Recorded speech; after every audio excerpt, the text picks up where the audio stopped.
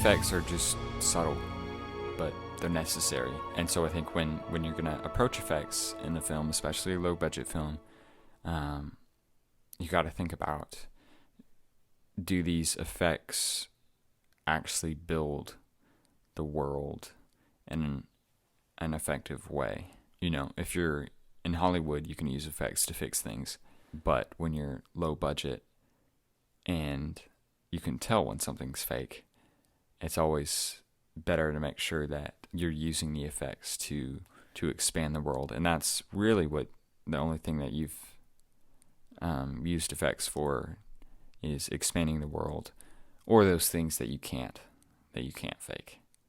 You know, maybe you don't get the Tarantino blood effects, but you do got the Piggly Wiggly down the street. Like, we can make that work. I have so much respect to Alex for taking that strawberry jam to the face. I feel bad for asking him to do it. You know, I texted him about a week before because I was rewriting the scene, and I said, all right, so I'm thinking that the councilman's eyes get gouged out. You okay with having strawberry jam on your face for a period of time? And he took it so well. He was acting through it, and he did such a great performance there. You know, and I like to think that the strawberry jam helped his performance in some way. But it was great. I'm sure it was tough, and he did such a good job doing it. You know, visual effects, I was very pleased with the one or two instances that we used them. I think in my films and my ideas, I've definitely moved farther away from, you know, anything VFX intensive. Sometimes having limits helps creativity, but also because it teaches me not to rely on, you know, effects to get me through.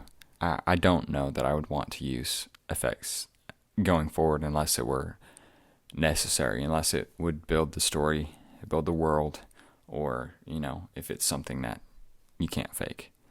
I think it's definitely important to have those skills. Firstly, you know, if you do need to fix something, if you have one take for some reason because you're running out of time and you absolutely have to use that take, but there's something in the shot that you didn't want to be there. Having those skills is important, but for myself, I've sort of moved away from wanting to use VFX in my films.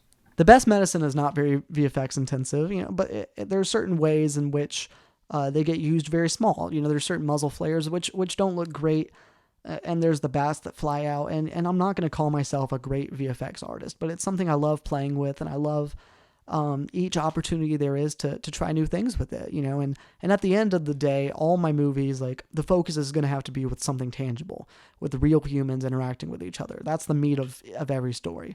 However, I love the challenge that VFX have, and as I make more movies and more projects, you know, I would love I want to keep using VFX and keep getting better at them. I think that would be fun.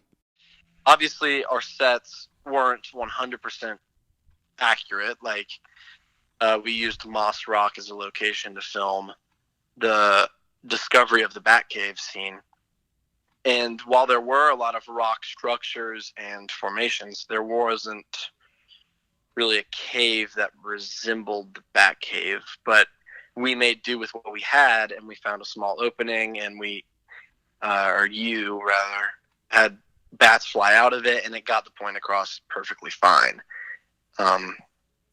So I think you just using like visual effects in a shot like that helped convey the message. Because I think without those bats, people would have been like, "What? Why is Bruce Wayne just looking in this small hole of rocks?" You know, and that is, I think, another problem that you solved pretty well, and that was through visual effects. You can still make really cool things with limited stuff, and sometimes that just forces you to be more creative. And I think that can make for a film that, at the very least, has an interesting and fun feel to it. And I think we've succeeded at that. It's going to be one of the greats.